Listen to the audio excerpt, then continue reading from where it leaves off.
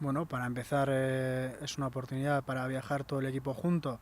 después de este inicio de temporada, donde nos vamos a enfrentar también a un rival que en segunda división también está en los puestos de arriba y bueno, pues es una experiencia que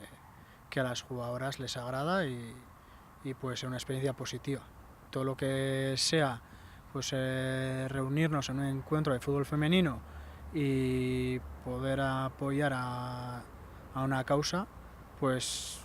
siempre es positivo. Yo creo que sí, el Eibar está haciendo una apuesta por ello, por eso mismo volvemos a jugar contra el Tacón, que el año pasado el encuentro se le celebró en Ipurúa y ahora pues nos vamos a desplazar allí para volver a jugar y seguir haciendo pasitos. Azkenean asteburuko plan bat da eta azkenean berriro aurkari berdinaren kontra eta jolastia ondo ikuste dute, gaina hemen ja lagunak intzuten, orduan berriro anegotea beraiekin eta bar, aukera polita. Bai, hitz egin zanean lehenengo